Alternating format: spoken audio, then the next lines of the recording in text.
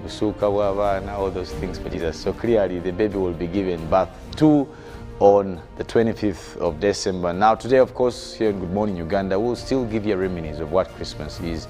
I try to touch onto the various aspects that help us celebrate Christmas. But of course, I won't do this alone. I'm with the lovely Mollen Kenyena over there. Hi, Mollen. A very good morning to you. A very good morning to you all. Well, Christmas mood. And when you talk about Mary being ready for birth right now, I'm thinking in my mind, I'm like, okay, so there was also this mulalo who was also clearing, you know, the place for the unexpected giving birth of Jesus Christ. But well, we do appreciate that that was also there, and I think as Christians, most Christians do celebrate. It just gives you that feeling of knowing the unexpected, and I don't know whether we shall hope for the unexpected during this Christmas festives, really. Like which one? Well, like which unexpected? Unexpected more than Mary giving birth from an. This time, I don't know. I don't know who is going to beat that. Yes. You know, there was a joke and people are saying that probably, let's suppose this time Christmas she gives birth to twins due to the delayed corona for last year and this year. So we shall have twin Jesus. Shall we handle? Well, why not? Why not? It's a child of God. But anyway, we hope you guys are doing fine, and of course you've geared up for Christmas. It is just 4 days ago. Look what the Lord has done. The countdown started as early as 1st January when we had politics, then the corona, then the wave, then the lockdown, losing lots of our loved ones. But guess what? The Lord has graced us and has brought us this far. Isn't it beautiful? Well, it is. It is really beautiful. And also, there has been a talk about the mood of Christmas. Ever since COVID came, you realize that the way we used to prepare for Christmas is just getting different. Now, 2019, everyone was excited for Christmas, and then that's when we had 2020, and 2020 did not turn out to be they expected it to be. So I think that's when our mood started going down. So the Christmas event for 2020 was just something like, there's COVID, how are we going to celebrate? So I think that is what put us on that bad trend. I want to call it a bad trend, because the truth is we are no longer as excited. Yeah, you pass downtown, and you can only hear just 2 shops playing the Christmas carols. And you're like, what went wrong? Now I know what went wrong. It must be COVID. But really, can't we just, you know, endure beyond the COVID and make sure that we have the carols? You would pass your neighbor's home and you find them, you know, playing. You know, you also dance to it a little bit. But it's not the case, Felix. I think I'm worried for people. I'm worried for well, of course, you see, for the coming of Jesus Christ. No. Jesus will always come. Whether we are prepared, I don't know. It's definitely 2050 celebrations will definitely be there. But I think you spoke about carols and music. I probably just got me thinking to ask you, what's your best, maybe 2, 3 best songs for Christmas? The famous Feliz Navidad. That one is my favorite. Definitely my favorite. Wow. Whenever I'm wishing people Merry Christmas, so I just put it in a song, and I just have a few lines within that song that. But you know what language is for singing? Sorry? Oh yeah, that is. Felicita. That is Spanish. Spanish for Merry Christmas. And any other songs? 2? 1 or 2? Joy to the world. Just, you know, spreading joy. I like the way Mollen sings the song, that mentioning it. Yeah, I feel like that's when it comes to me, and I'm just singing it. Well, myself, I love, I'm a very, very traditional person. So, you know, so I love majorly the songs that were done by Ugandans. And the whole album of Philip Bongwe Retire was on point. Sekukuru, you know. And then there was another song done by Pademan and Bobby Wine, was a good one. Well, of course, well, it's a good one. They are good ones, because they bring, actually, that particular one, they were singing the true image of what Christmas used to be. Like, you know, going home, Mama and Zijewaka, you know, all these kind of things. And that's the true reality of Christmas. Like, you know how Kampala is flooded by very many people from villages? Now, during Christmas or festive season, they work so hard, so they go and try to make the people in the villages happy. And that is the truth of Christmas. For us, we're going to be that kind of environment. But you know the reality of that as well? as people flood into villages for Christmas, just a few days after that, there are those crying in villages after spending a lot of money, and they will be calling us who have stayed in Kampala, hey, can you send me transport? Send that me. Is the No, those guys be selling their reality. things. I am telling you, people would sell their things, they will be calling. I'm switching off my phone right now. If you're traveling, please. But that's irresponsible. I don't think people still do that. That's people still do that. I am telling you that people out there who just get lost in the mood of Christmas and spend it all, only for them to call a few days later and asking for transport. And you're like, oh my God, wow. What were they doing? But I guess it's the Christmas mood maybe that gets them there. Well, absolutely, it is indeed Christmas mood, and we know that you're equally in Christmas mode. So also probably today, part of our production, we want you to share with us which are your best Christmas songs for all times. Are they Ugandan songs? Is it Feliz Navidad, like Mollen, or you said what? The other song was what? Joy to the World. Joy to the World. So kindly share with us. You can use our social media platforms on Twitter, of course, YouTube, and of course our WhatsApp number, which will be running our screen. Just share with us which are your best Christmas songs for all times. But of course, apart from what's happening in terms of Christmas, there's much that again is happening in Uganda, and we want to take you through our local stories. Where we'll be looking at a couple of things that quite concern you as we do gear up for Christmas, and Mollen will do us that.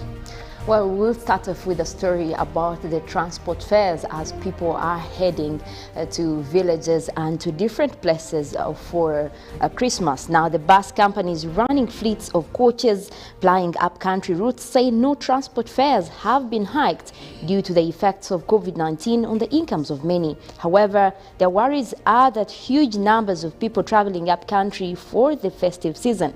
Now, in bus and taxi parks we visited, despite the COVID-19 spiral that affected many businesses, people are seen lining up in long queues to board coaches plying in the countryside for Christmas. Now, Lambert Kiririzi, the manager of Link Bus Park, Transport fares have not increased due to COVID-19 effects on the economic livelihood of many. Now, despite the effects of COVID-19 on the economy, the imposed curfew as part of the SOPs put in place by government is another major blow on the transport sector that has partly affected many who wish to travel in the night to catch up with the festive season in the villages. Now, in the new tax park, the situation does not differ from that in the bus terminals. However, bus and taxi operators are advising passengers to be vigilant with their cargo and the vehicles they are boarding, whereas bus companies claim that transport fares have not been hiked, and the passengers say there has been a slight increment on the fares. Now, moving on, Uganda police has linked the escalating attacks on different police posts on the prevailing political situation in the country.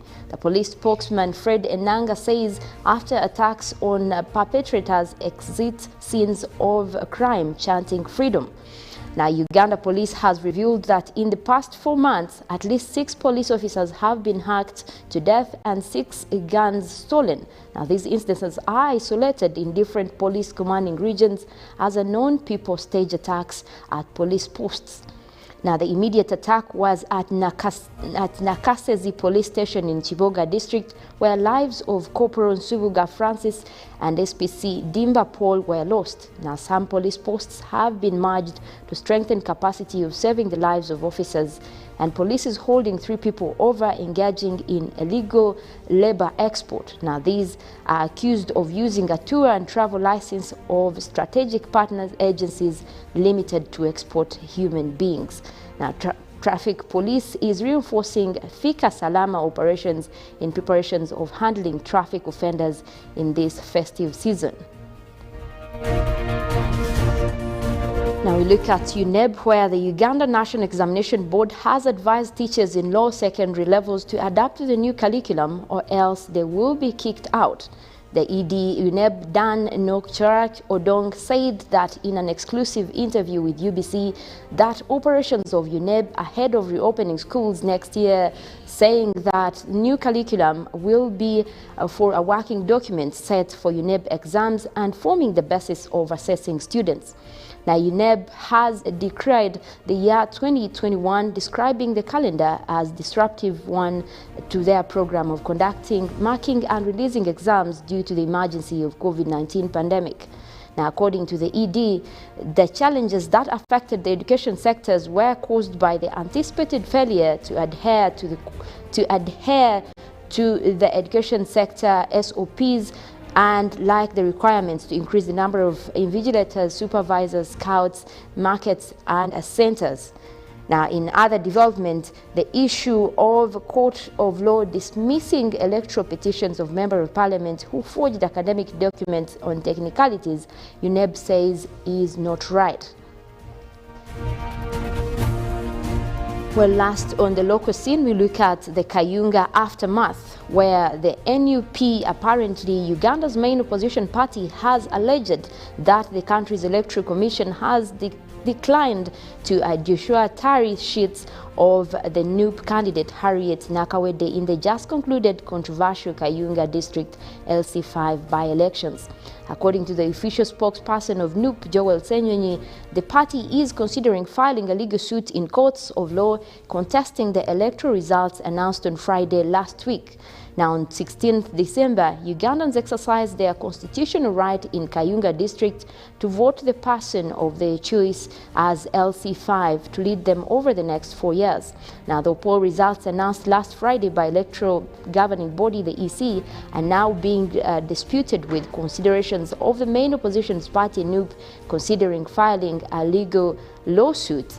NUP President Robert Kyagulanyi Ssentamu and Harriet Nakwede, who was the NUP flag bearer in the disputed LC5 by-elections, are convinced that justice will be determined by court.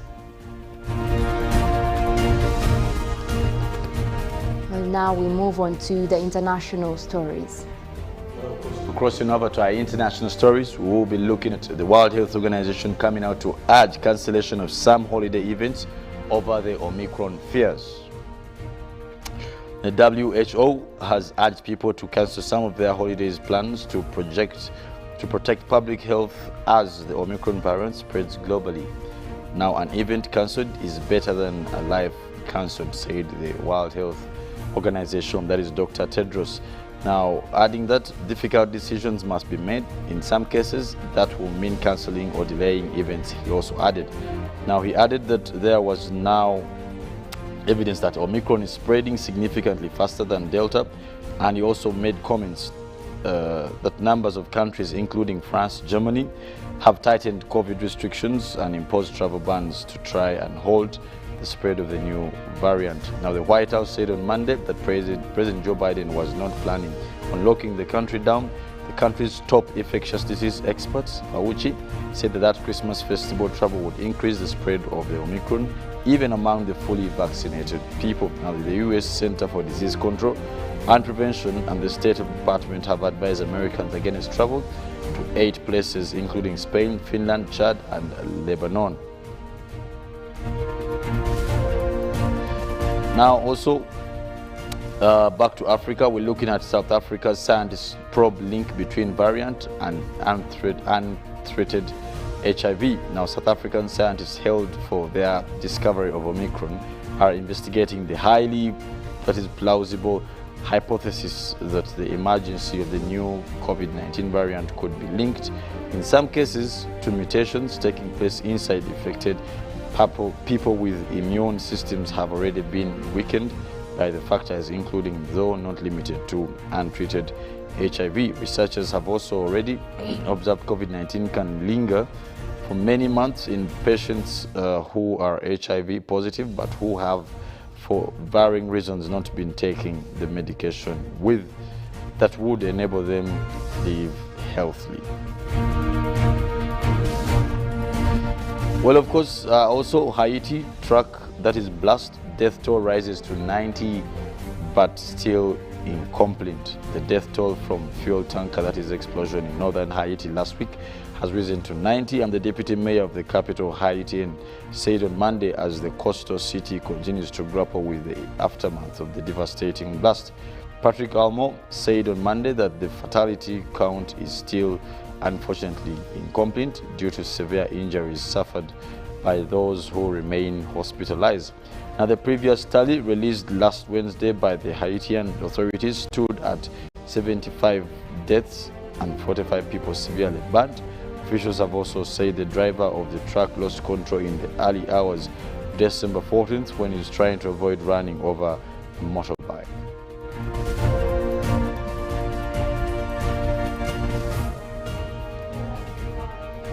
We look at the US, where Joe Biden boosts fuel economy standards to fight climate change. Now, in a major step to fight climate change, the president of the US, Biden, also has said that rising vehicle mileage standards to significantly reduce emissions of planet-warming greenhouse gases, reversing a Trump-era rollback that loosened fuel efficiency standards. Now, a final rule issued on Monday would raise the mileage standards starting in 2023 model year, reaching a projected industry-wide target of 40 miles per gallon by 2026. Now, the new standard is 25% higher than a rule finalized by the Trump administration last year and 5% higher than the proposal by the Environmental Protection Agency in August. It says, we are setting robust and rigorous standards that will aggressively reduce the pollution that is harming people and our planet and save families money at the same time. Now, the Joe Biden administration also says that a giant step forward is in delivering on President Joe Biden's climate agenda while paving way towards all-electric, zero-emissions transportation future.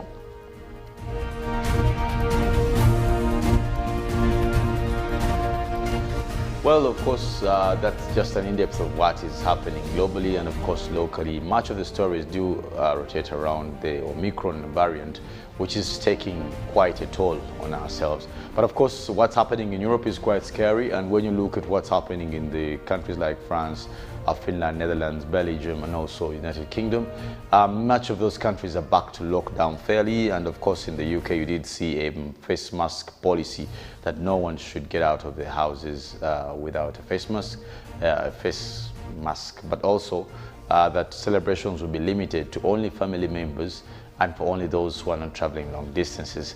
But of course, back here home, we still have to carry out the drive and are still sensational messages about vaccination. Now, how about you get your jab before Christmas to be safe? The new year will come, the expectations are high that the economy will be opened, schools will be opened, but let us get into all this when we actually certain about our safety. But far from that, what else certainty do you want us to give you is a song for the day. Our intention is to motivate you, to kickstart your day, to also put you in the mood for Christmas. But also, before we do that, Uncle Bob is somewhere, but he left someone. Yeah, who's supposed to sit in Mrs. Hallelujah. I don't know if that would be the good word. Well, clearly he left me in charge, and these wonderful products, I know he really loves this, and for sure they are worthwhile. This is something you should try, and we're talking about Hallelujah tamarind fruit drink and also Hallelujah ginger tea drink. These are nice, and if you want to boost your immunity, we're talking about the Omicron variant that we actually, I think we underestimated, because now it is really raging across the world. But guess what? You can just have your immunity boosted in the meantime, and you can do that by taking these wonderful products of Hallelujah. Well, of course, as you do sip on your Hallelujah ginger tea and tamarind, we will also give you something else to sip on too for your ears. That is our song for the day. Enjoy it. It's definitely about Christmas, supposed to put you into the melody tunes that will usher you into the thoughts of Christmas, know how to wake up. I understand most of you broke up Monday. Most of the corporate institutions, SMEs are break off Monday for Christmas. I know most of you guys are home. Enjoy this time. Feel good about yourself. Share time with your family. Keep smiling. Don't argue with anyone. Deal away with all the pain, the hurt, and the sorrow. This is time for you to, of course, be happy. But for those of you who have something to share, festive seasons and Christmas time is a time of sharing. Reach out. If you can't have nothing to give, at least don't be able to take away anything from people in terms of their sweetness or happiness or what. But anyway, let's take a break, have a song for the day. We'll be back with our newsreel.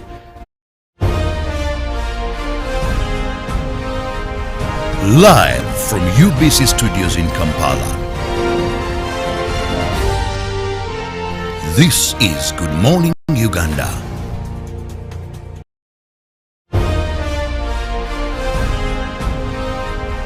Live from UBC Studios in Kampala. This is Good Morning Uganda.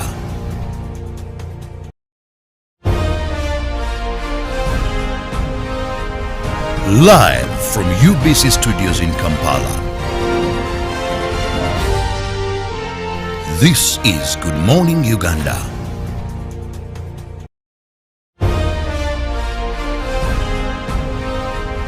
Live from UBC Studios in Kampala. This is Good Morning Uganda.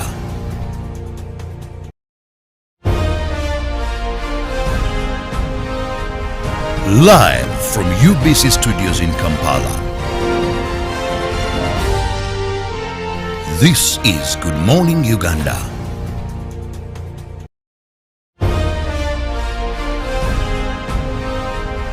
Live from UBC Studios in Kampala. This is Good Morning Uganda.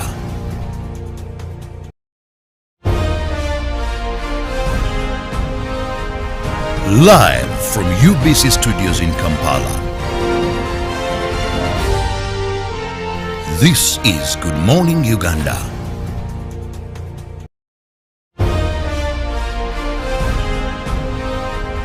Live from UBC Studios in Kampala.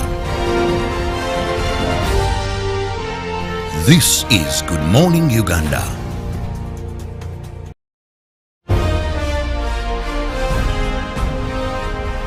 Live from UBC Studios in Kampala.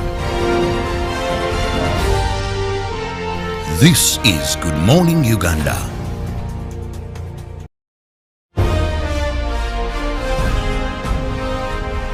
Live from UBC Studios in Kampala. This is Good Morning Uganda.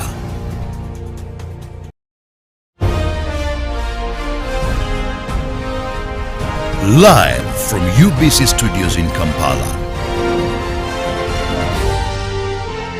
This is Good Morning Uganda.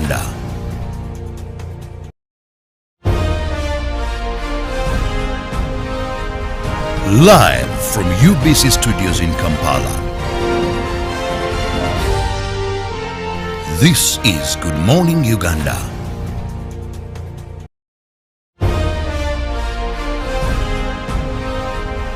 Live from UBC Studios in Kampala. This is Good Morning Uganda.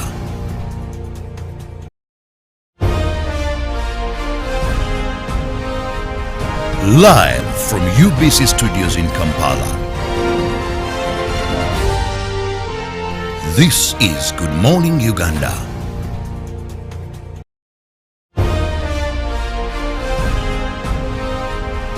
Live from UBC Studios in Kampala.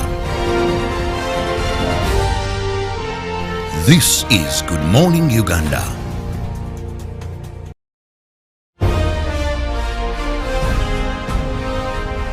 Live from UBC Studios in Kampala. This is Good Morning Uganda.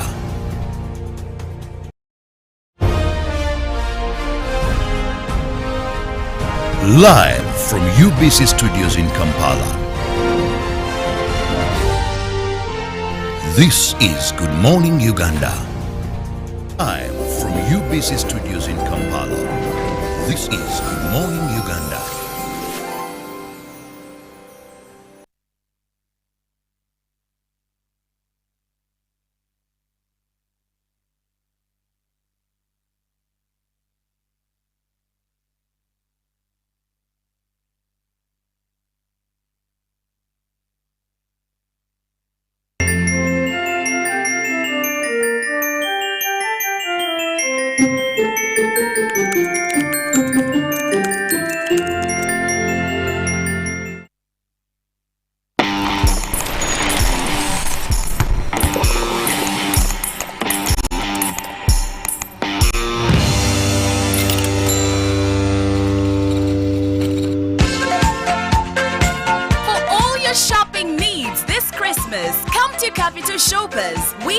variety of items like gift hampers, foods, garments, cosmetics, and all sorts of drinks. Enjoy your shopping experience this festive season at affordable prices in our fully stocked branches in the following areas: in Tinda Stretcher Road, opposite Makere Business School along Port Bell Road, Duster Street opposite Nakasero Market, and Garden City on Yusuf Lule Road. To all our customers and suppliers, we thank you for your continuous support. We wish you a Merry Christmas and a Happy New Year. Stay safe, wash your hands, sanitize, and wear your mask always. Patriotism is a feeling of love, devotion, and the willingness to sacrifice for one's country. I say no to corruption because I put my country first. I choose peace over violence because I put my country first. I love Uganda. I serve Uganda. I sacrifice for Uganda. I'm loyal to Uganda. I love myself. Be patriotic. Uganda first. This message is brought to you by the National Secretariat for Patriotism Co-Uganda, Office of the President. Everyone deserves more this festive season, which is why MTN Momo is giving you more thank you points on your MTN Momo withdrawals at your locations.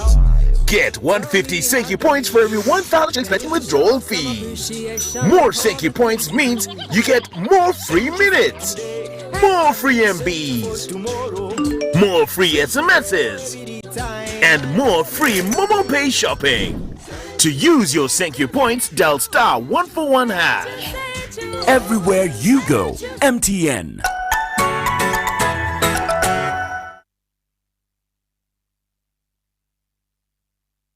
It's the festive season and we love it. And that means it's time to celebrate with GoTV. Come with me. So get your GoCoder and GoTV value for 25 things to work with the whole family. And if you're feeling extra festive, upgrade to our best package yet, GoTV Super. Something to look forward to. Download the My GoTV app for more information. Super. We all deserve a super festive season. And with GoTV, there's every reason to love it.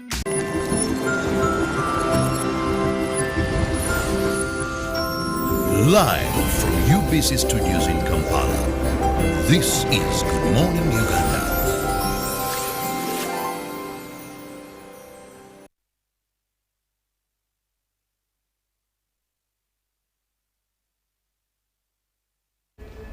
Well, welcome back from that break, and clearly we'll be getting you a lot of those Christmas carols. We are here for it. It is Christmas week, just a few days as we count down, and so be ready. Just know that we'll be feeding your ears and your visions into the Christmas carols. But away from that, this morning in our newsreel, we want to put a little bit of light into the new curriculum that the Uganda National Examination Board is now talking about, and look into what is in store. Are we even aware of what is going to happen? What are the changes? And I'm not alone. I'm with Felix Nkunda here to also give us more of the insights of what this means to the education sector. And you know, what I'm wondering is how we are all getting involved, because now with education we're talking about obviously the government, and that comes with the education ministry, but also look at the teachers and look at the parents and also the students that are involved. How is this going to be a part of their new changes right now? And also the fact, we look at the fact that we have COVID-19 pandemic that has a little bit shifted things to a different part of education. And Felix, I want to have your views on what you think this new curriculum really means. Well, of course, the introduction of the curriculum is definitely a game changer. And in the guises of need to host what we call the previous fundamental to the new fundamental, you find that some of the core things and the core aspects of redefining who we are and who we should be will directly touch into or feed into the kind of academics we give or education we give to the population. Also, in that fulfilling the promise and of course the expectation that the young ones are the futures of the country. So the better you prepare them with relevant information, content, for that matter, the earlier you prepare for the country. The new curriculum was well thought, and we cannot stand there to despise that. What I wouldn't say that, but I know that was well thought to a particular level. And this was actually done before the COVID-19, if you remember more. Yeah, yes. Now the coming of COVID-19 for the last 2 years, in my opinion, has already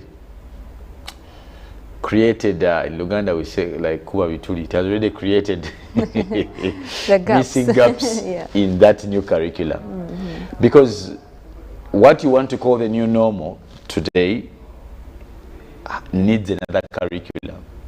Yes. For me, that's the word when I was listening to the guys of UNEB trying to say assessment, teachers and what, they are still using the old tunes to play.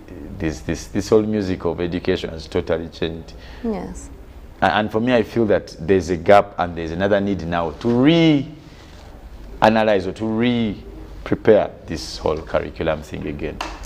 Yeah, but clearly there is that need to reevaluate and assess what we're talking about. But my concern is on the fact that the teachers who have been trained to take the students through this curriculum are the same teachers that did go through their training basing on the past curriculum. Yeah, so now I'm wondering how ready they are to just adjust, because there are certain aspects of education that they have, stuck to over the years, and now they have to adjust to this kind of new curriculum, look at new ways of teaching. If we're even talking about going more practical than theory, are they ready? Are the teachers up to this kind of task? You see, at least I know of 3 courses, three particular professions that never cease to learn. I know that doctors always learn, because the challenges of healthcare are never constant. You realize that so now the Omicron is there, they have to research again. Corona came, they have Ebola came, whatever. So they keep learning. When you go to the guys in the legal fraternity, and for them it's worse, every day of their lives is a day to learn. In terms of a new case, in terms of understanding facts, in terms of looking at the judgments given, even different jurisdictions. But the other people who have been very comfortable and now who jump onto the bandwagon, people should learn the teachers. And I want to say this with categorically critical, that teachers of the 21st century must understand 3 things and be comfortable with them. 1, that they must be willing to learn, to unlearn, and to relearn. Yes. For them to stay relevant, they will have to learn, unlearn, and relearn. Because most recent, and mostly even I from this whole curriculum thing, this whole pandemic thing has changed the gimmicks of education. You're not going to come to start teaching useless things because it is what you studied. Yes. Now, that's where the aspect of learning, unlearning, and relearning comes in. Like, we are going in for a marathon. If you've noticed, the calendar is out. Before you know, people are supposed to come join you. So, for those who are not willing to change, they will be left out. And this is what the UNEB is saying. Yes. For them, you have been trying to open schools, but how ready are you? Are you trying to organize in terms of what to teach? Have you understood the curriculum? Have you used this time to learn, probably to self-teaching? But also, we must discuss there's a role of the major government, for say. When you bring out a curriculum like that, what is the implementation plan? Do we have an implementation plan that is phased? How are you going to usher this new curriculum? Are we just going to do a total overhaul of the education in terms of changing the curriculum? Or do we, I think we also haven't got that very clear from the guys in the education sector. Well, clearly there is a need to learn and relearn and educate yourself. And I think more of what Felix is talking about, the research.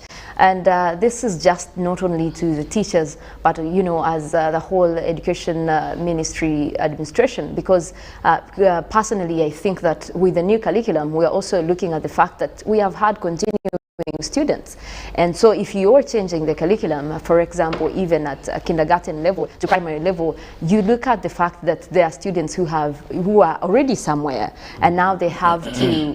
Are you replaying the whole thing? Which is how I think you're talking about the fact that they also need that implementation plan in play, and also to make sure that all stakeholders are aware. But the angle, you could be left out, and that is also very much concerning. But we also look at the fact that parents that are already struggling, looking at how far they can take their students, and we have had institutions that are more practical. We look at the technical institutions, for example, that are now advocating, are coming up more to say that, we need more practical, courses, we need students to be taken. Because now, with the coming of the pandemic, we looked at a new era where the people that were in the practical world were actually making more of themselves in terms of, success and the jobs, compared to the ones who are career-based. And so I want to get your views on that kind of sector and how they are partitioning from the practical and technical institutions to more of the education and career-based institutions. You see, if you may allow me to just take you back a bit. We discuss education not in total isolation of the general agenda of a civil society. Like when you discuss education per se, and you're looking at education in the triangular approach of a society's vision. For example, when you look at a country like Uganda, you must be able to categorically analyze the vision of that country, the objectives, and of course, those are generally engulfed somehow, somewhat, in their national development goals. Now, the NDP, or plans rather, you notice that even education is mostly, or should be strategically tailored towards these things. That for you to understand why people study a particular way in a country, you will have to look at those things. So it works backward. That you first of all have to establish the vision of this society called, let's say, Uganda. What is the vision of Uganda 50 years from today? It wants to be a self-sustaining economy in terms of production, industries. It means that it wants to export more than it imports.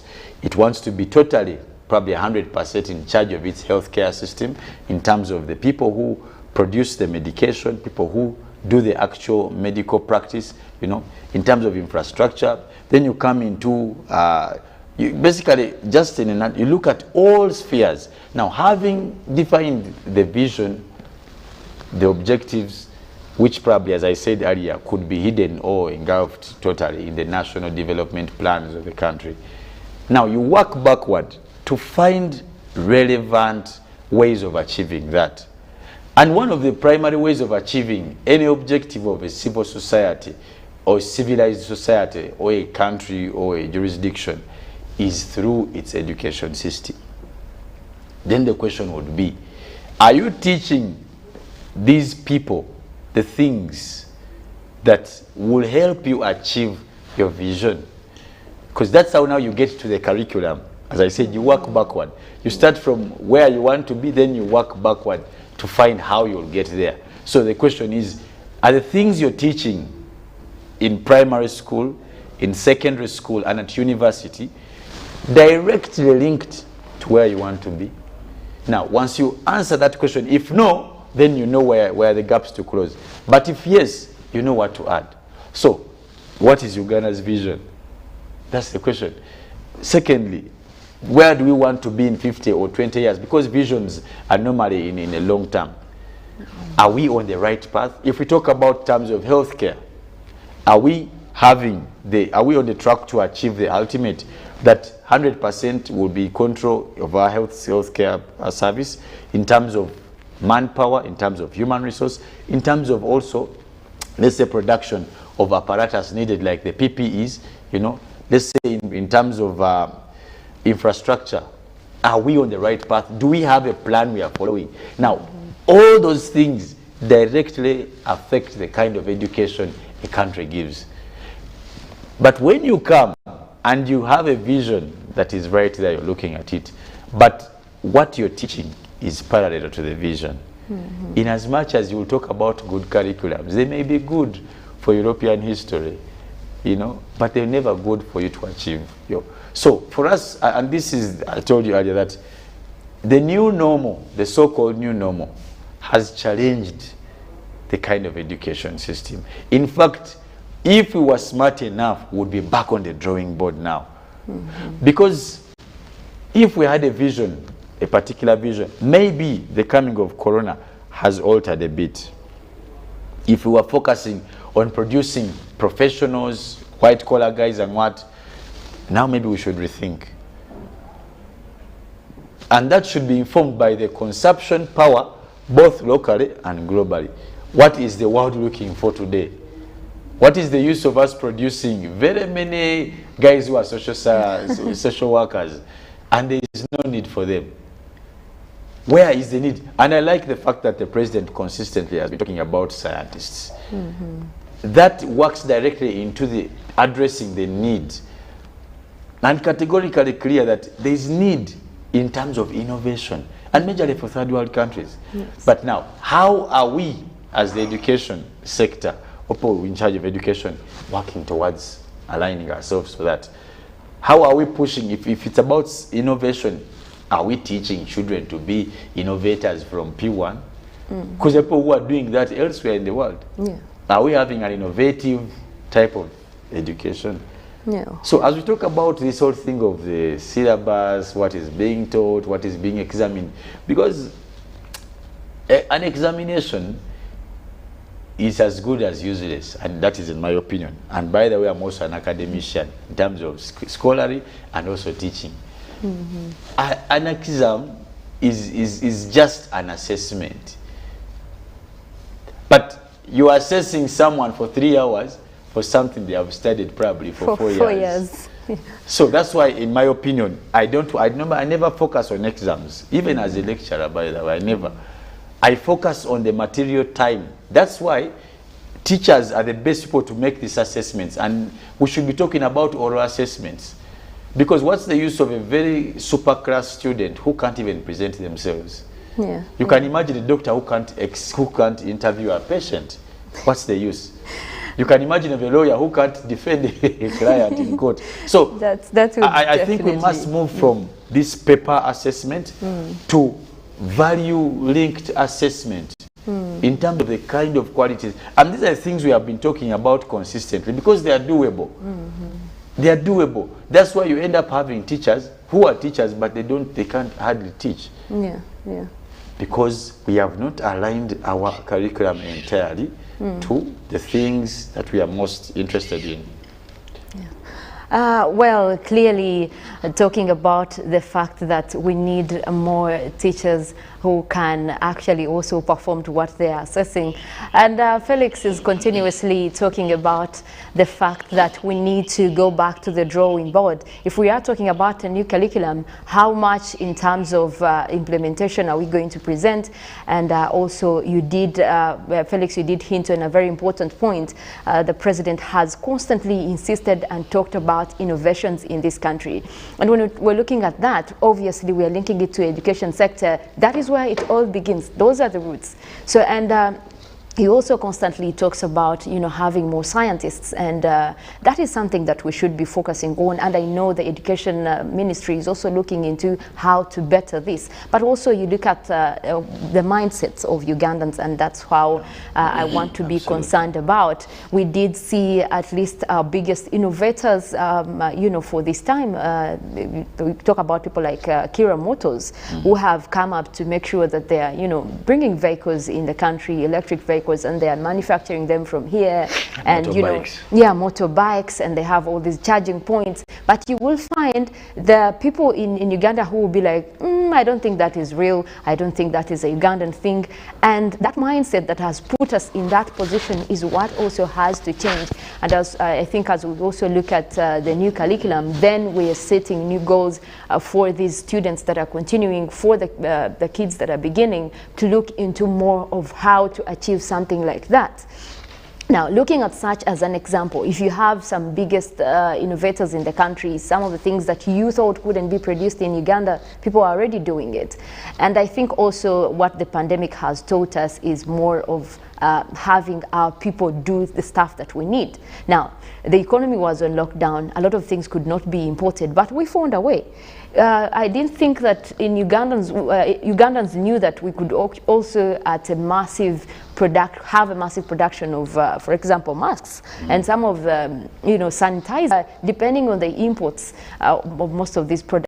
But guess what? With the challenge of the pandemic, we were able to rise to the challenge and have our own production here. So I think even as education looks into what can be new and be taught to the students, it's more about the innovations, and like more of what Felix was putting across is also going back and look at our vision as a country. How are we going to get there?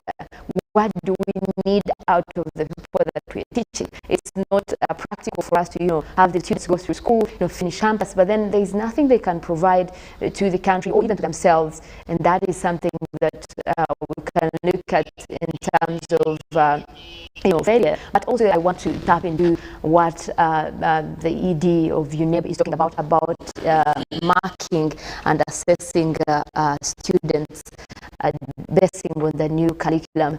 Do you think that this is something that will be feasible in terms of the period that we have now set up, or is it going to be something that might make us lag back following the old curriculum again? Well, as I said, Mollen, earlier, that I'm not a very much strong believer of exam as a way of assessing performance. I don't subscribe to that school of thought. But you did say something. Just kindly let me just make a rejoin at what you said in relation to mindset.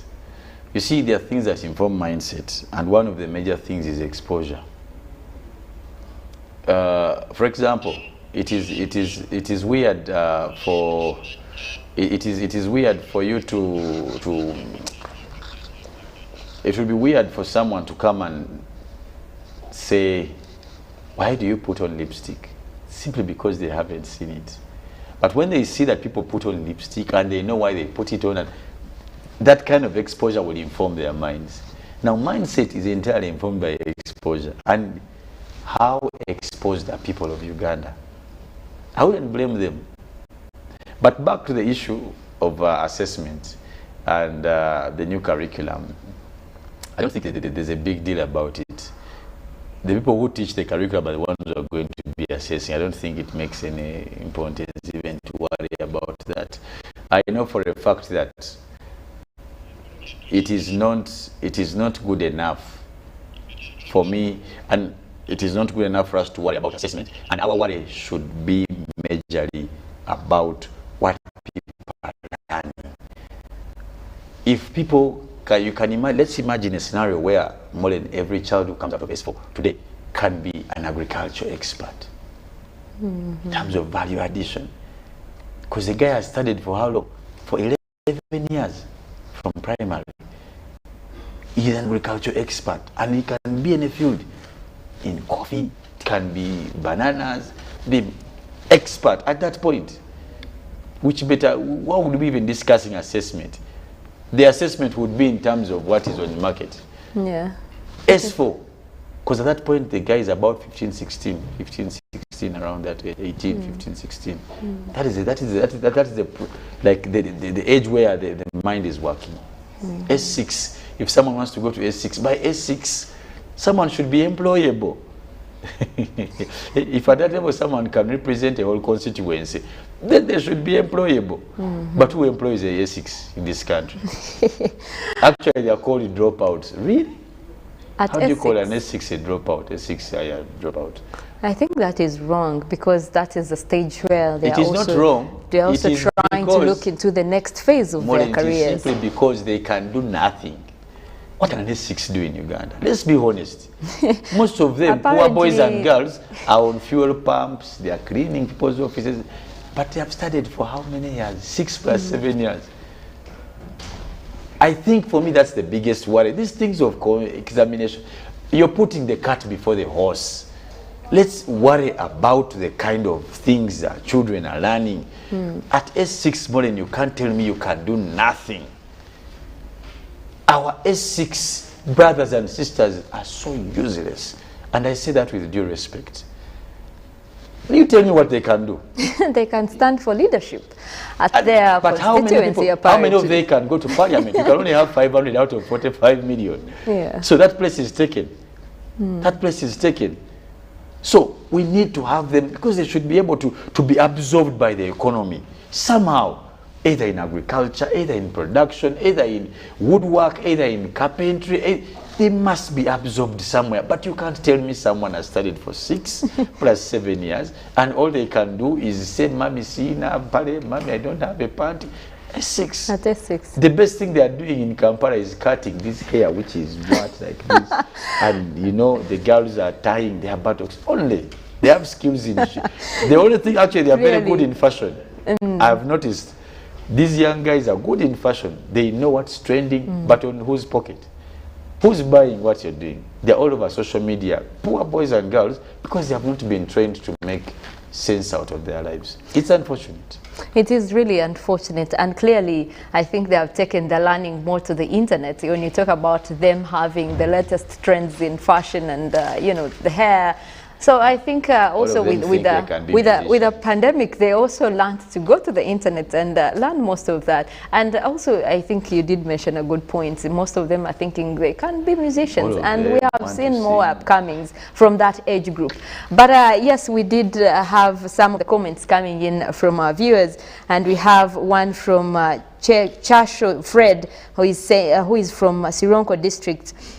And he's saying the implementation of the new curriculum is good, but it shouldn't be implemented now because as we had started the use of the new curriculum, COVID intercepted. And I think we are not ready for this. Even the trainers themselves do not have a clear message about the curriculum. And that is from Chesho Fred, who is also an academician. Steve Ford. He's a good, he's been our viewer ardently, and we must say thank you so much, our brother, for watching and always commenting. And clearly, the training, actually the teachers should have been trained before the curriculum. But me, as I'll tell you, the good thing you're an academician, a colleague in practice. I know that we need more practical approach to education. That's what the world has moved to. You're better off to have your child be at least produce a toothpick. At P7, someone should be able to make a toothpick. But we see toothpicks in Uganda having made in China. Really? Really? We can't even...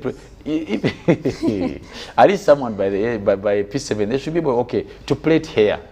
Because that's just a skill. You know, so... Well, but there is a lot that can be done, and I think we should also just look forward to the fact that this could be something good for us. And like Felix mentioned earlier, we need to be ready. We can't afford to say that we are not ready, because guess what? Where we're headed, the world is moving. The world is moving on, and so should we. So I think in terms of what can be right now is make sure that you know, we reevaluate, we research and learn new things, and make sure that we can take it forward, because we can't lag back and you know, blame it on the fact that we are not ready. But also earlier we did ask you to make your contributions in terms of what you like about this year's Christmas, and also your favorite Christmas carols. And someone is saying, that is Derek from Gargamel, who is saying, I like Mary's Boy Child and Rivers of Babylon, and Merry Christmas from Bebe Cool. That is his take for this morning, coming in from Derek. Bebe Cool has a nice song, I think, called Merry Christmas. Yes. We played that song, I think, last week and this week. But it's a good one. Thank you, Brian, for always watching. He's been equally ardently watching for the whole year. We also bless you and say Merry Christmas to you, to the Gargamel team, and of course for the people watching. Well, thank you guys for watching, and we'll take a newsreel at that. But Felix, just your last comments on this topic about implementation of the new curriculum as we head into our next segment.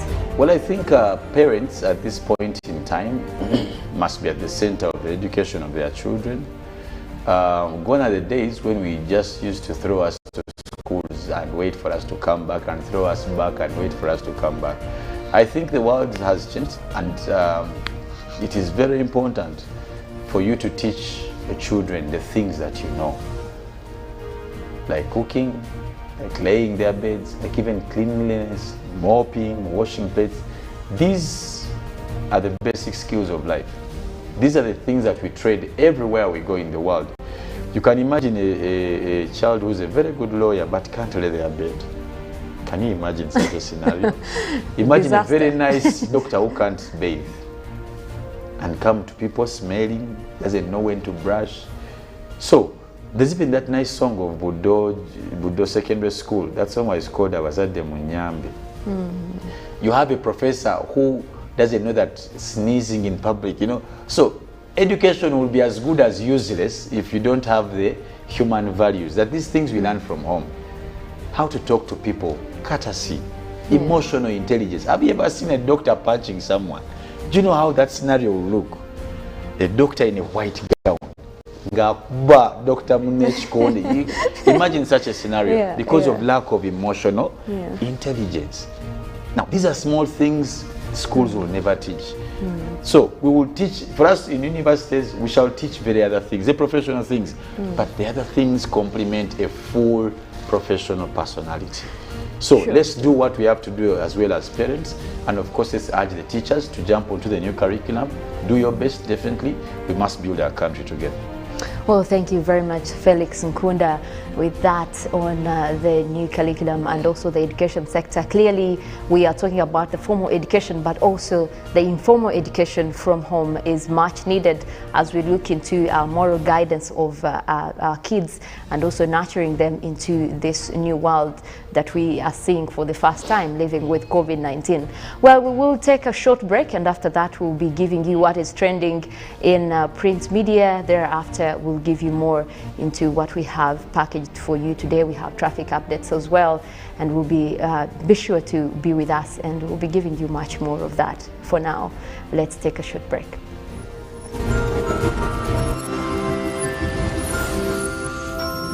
Live from UBC Studios in Kampala, this is Good Morning Uganda.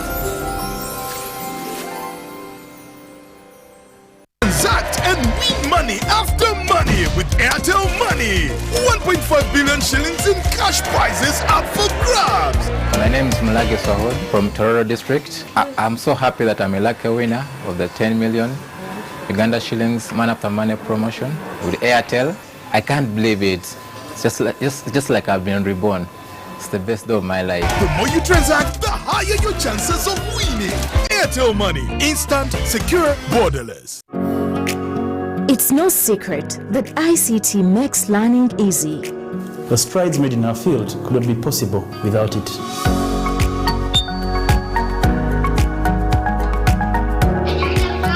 And now we can watch our favorite show. My radio is my best friend. UCC provides an enabling regulatory environment and policy guidance for healthy competition. We also facilitate ease of doing business in the communications sector through licensing, standardization, spectrum management, tariff regulation, rural communication development, and consumer empowerment. An informed consumer is an empowered consumer. UCC supports local content and innovations. Driving the development of a robust communication sector in Uganda is Uganda Communications Commission.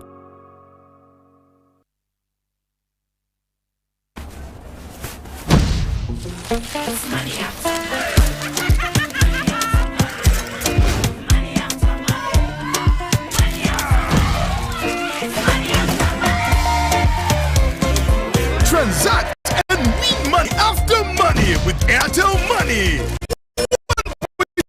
5 billion shillings in cash prizes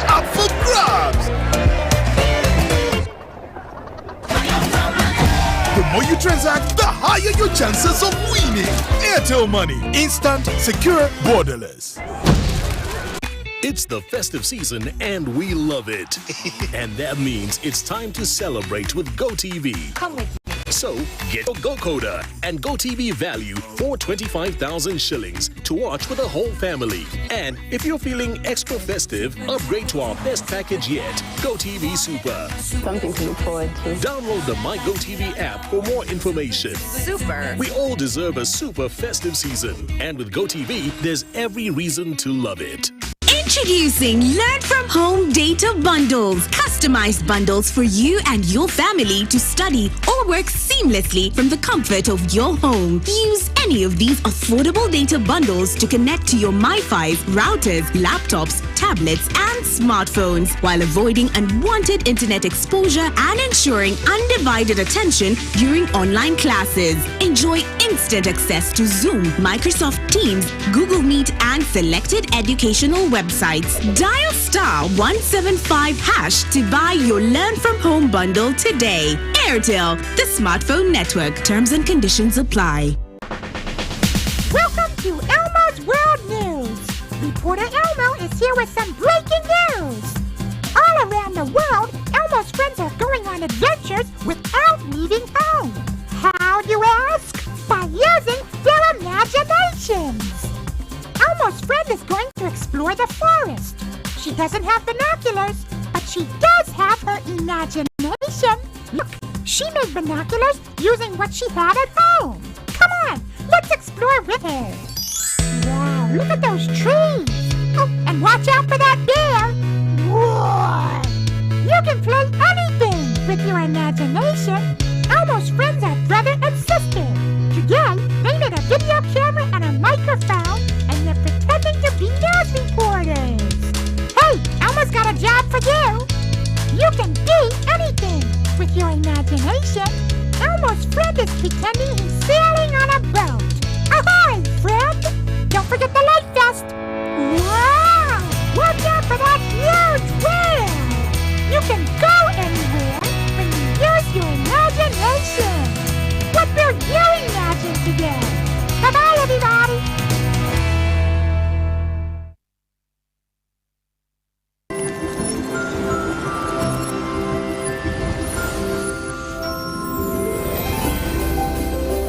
Live from UBC Studios in Kampala, this is Good Morning Uganda.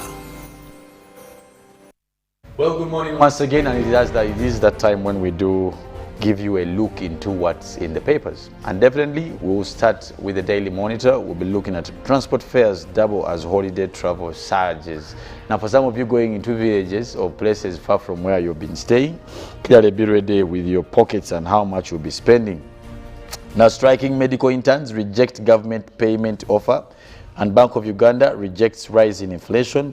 Deputy IGG clarifies on Museveni graft remarks, and also has UDB got the muscle to solve SME financing problems?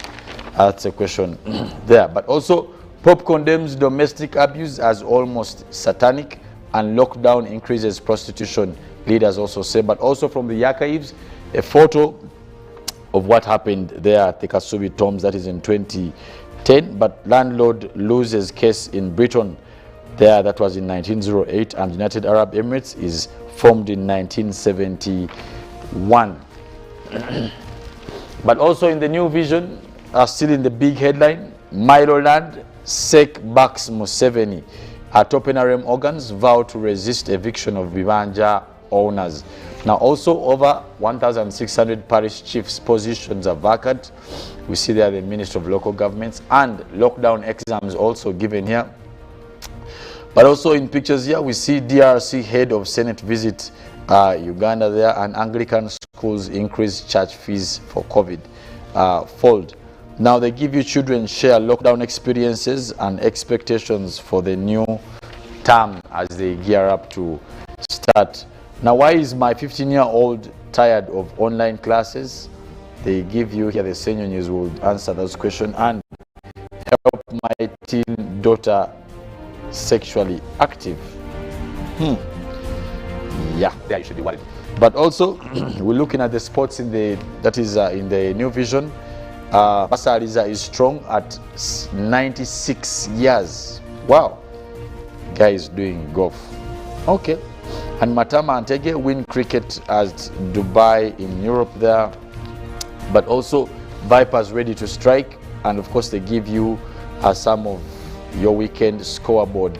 That is in the new vision. But of course, in sports in the Daily Monitor, Proline forced to abort game, and Makonzi bracing for Golden Boot battle. Now, our savior beat Royals in the beat Royals, that is in the ICE NBLA promotion cake. And also inside, they give you on how the leagues are standing, and Premier League clubs to fulfill festive fixture list there, and of course the challenges that have come with the new coronavirus elsewhere in the world. But also a look into the Daily Nation. There we're looking at why police post opened by Ruto will be launched afresh. It wasn't done right. And is your logbook safe? Detective lifts lead on massive NTSA logbooks transfer scandal. But also the big headline, Deputy President Brigade has claimed the planned changes are unconstitutional, and who will blink first. They give you photos there of Uhuru Kenyatta, Raila Odinga, and of course the man himself, William Ruto. White politics at the helm of it. The muscles are being flared, and the questions, of course, will be answered when you get a copy of most of these papers to really understand what's particularly trending in those papers. But of course, still much of what is in the papers is about the festive season, and of course for some of you who will be traveling, have you been able to check and be sure of the prices of fares?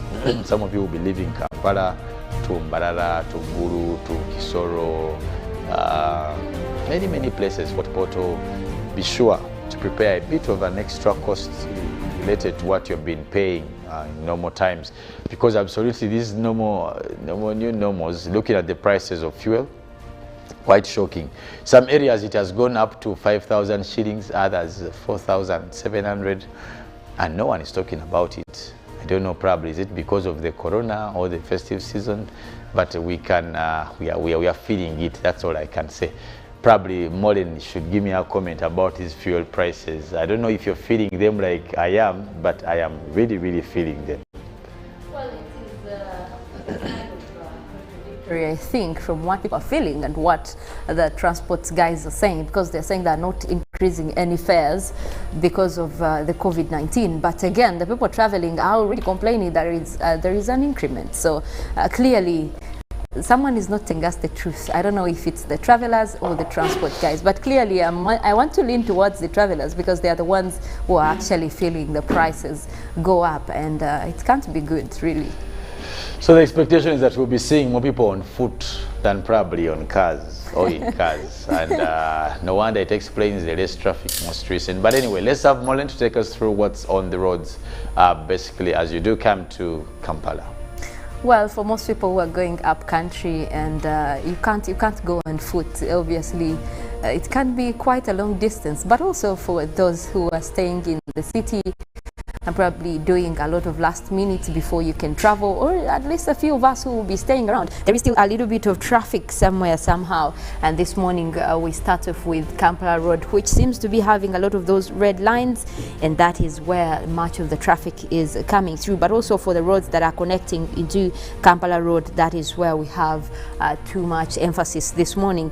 Now, you look at this area within part of the square, towards the Buganda Road. That is where we also have much of the traffic building up. Buganda Road already in the red line, the orange red line. That means there is traffic there building up, and also down the square onto Kampala Road. That is where we have a little bit of traffic. But just before that, that is as you head towards Ginger Road, you start to see some of the traffic clearing out just from the square, but still across Kampala Road. It looks like that traffic is actually moving.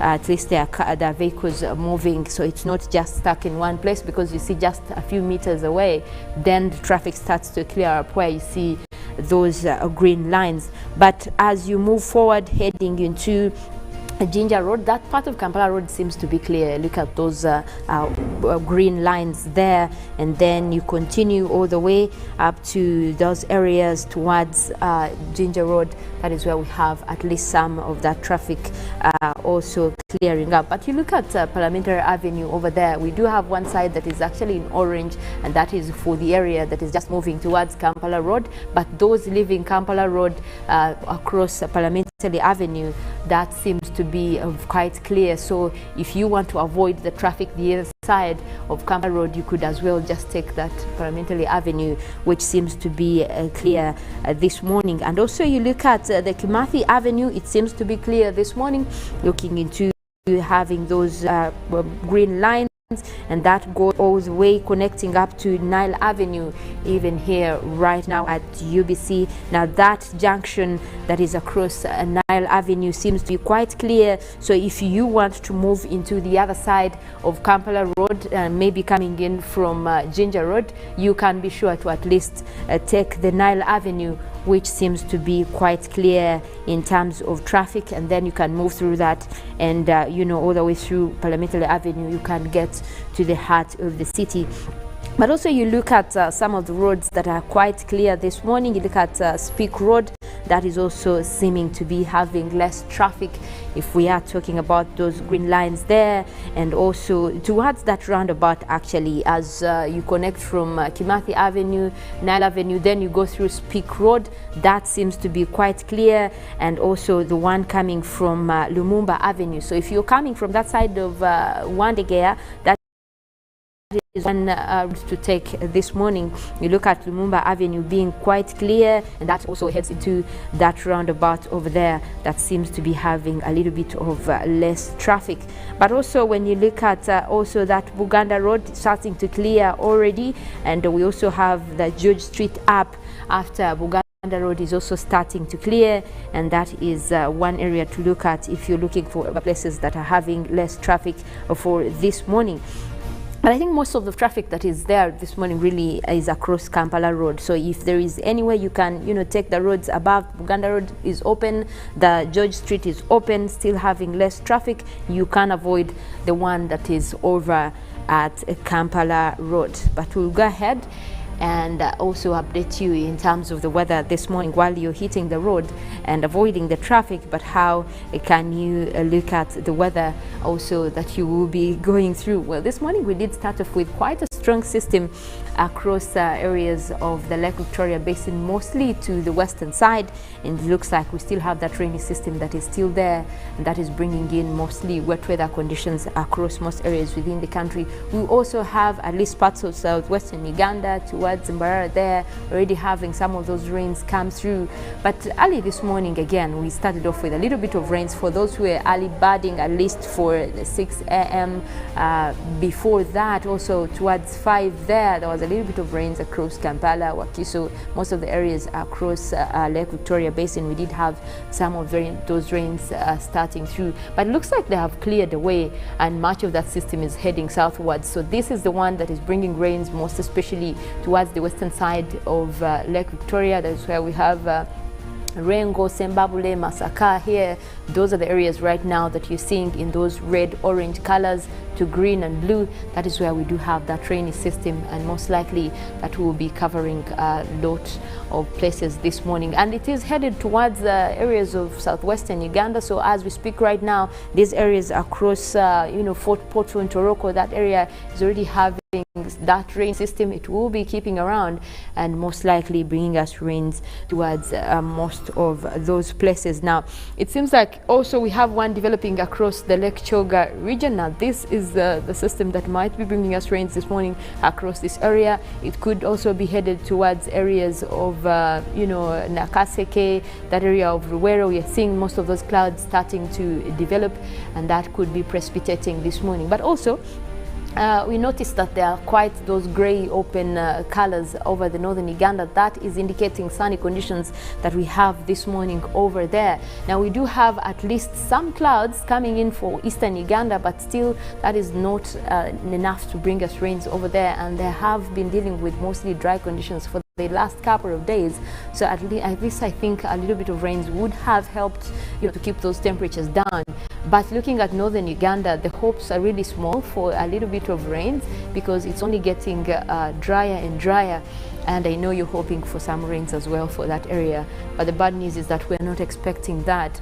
At least for the next couple of days, we're still looking at more continued dry conditions over that area. Now, also take a look into the fact that we have most of the systems that do affect our weather across Uganda, and those are what we call high pressure systems. Now, whenever those are there, they also contribute a lot to the weather that we're expecting. If you look at this side of even towards southern Sudan, that area, that is all dry. Now there is a system, a pressure system that is above in the northern part of Africa that is contributing to this kind of weather. Now that keeps pushing in dry winds and dry winds. So what happens is that then it clears off all this moisture that would have been over this area, contributing to rains over northern Uganda. So that is why even you see this part of Africa is having mostly very, very clear weather, and that can only indicate that those pressure systems, and usually those are around the Sahel region where you have Chad, Sudan, Nigeria, Niger. You can see those areas are even clear this morning. So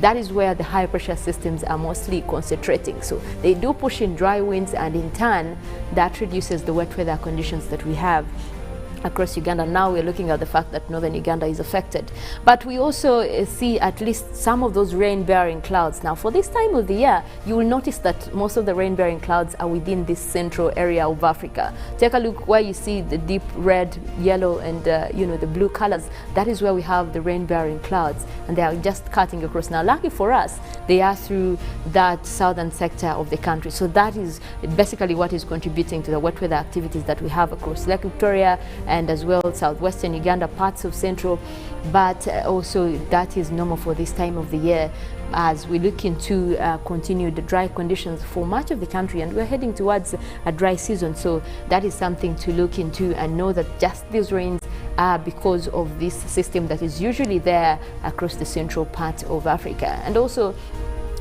most of the rains that we have also in the mornings for most places across Lake Victoria are just due to the effect of Lake Victoria. So they are systems that do develop from the lake and then they continue to spread out. That is bringing rainy conditions like the ones that we had in the morning. Those light rains, they were basically locally influenced by the effect of Lake Victoria. So now you might be wondering why at least we have just a few places within the country receiving rains and then others it's not. So it's just because of this combination of different weather systems across Africa that are affecting our weather for this morning. But looking ahead into what we're expecting also for this morning, you look at this system that is continuing to develop across the southern sector. At least we'll have a little bit of wet weather activities, but also over a few places. But later in the afternoon is when we expect more rains to develop, but still across the western part of the country.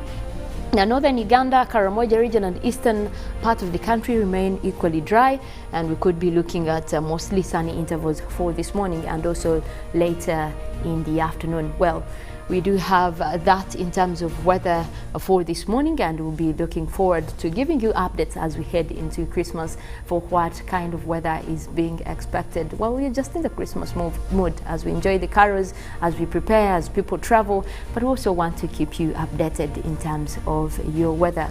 Well, I'll leave it at that, and I'll catch you tomorrow still with the weather updates, update you on traffic. My name is Mollen Kenyena. I want to wish you a good morning.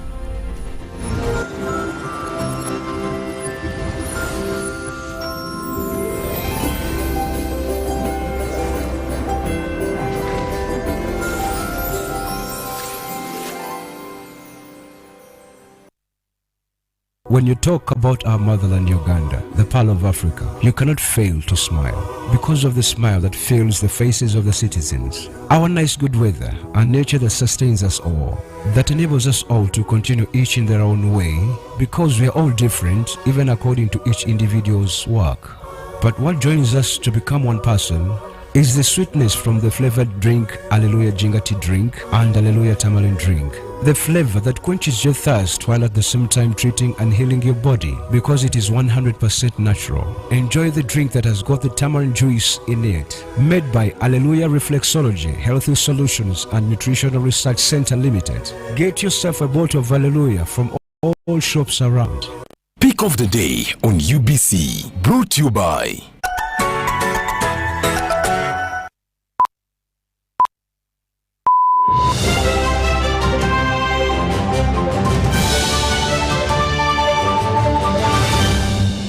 how to get points. Just use MTN to make calls, send SMS, load airtime, buy bundles, or pay for MTN subscription services. Everywhere you go, MTN. Everyone deserves more this festive season, which is why MTN Momo is giving you more Senku points on your MTN Momo withdrawals at agent locations. Get 150 Senku points for every 1,000 shillings spent in withdrawal fees. More Senku points means you get more free minutes, more free MBs, more free SMSs, and more free Momo Pay shopping. To use your Senku points, dial *141#. Everywhere you go, MTN.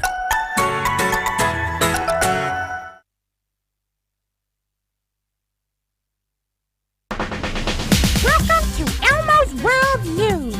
Reporter Elmo is here to tell you all about a new way kids are staying healthy at home. Elmo's friends all over the world know that we can carry germs in our bodies. Germs are so tiny that we can't even see them. But they can make us sick. When we sneeze or cough, germs can spread to others and make them sick too. When you feel a tickle in your nose or throat, you may be about to sneeze or cough. Turn away from others, bend your arm toward your nose and mouth, and sneeze or cough into your elbow. So, bend and sneeze. Bend and cough. Cough! Now you try it. Bend and sneeze. Bend and cough. Yeah, baby, that's it. Oh, some of these germ fighters are sneezing into handkerchiefs and tissues. When they're done, they put the cloth in the wash and the tissues in the trash. After you sneeze or cough, remember to wash your hands.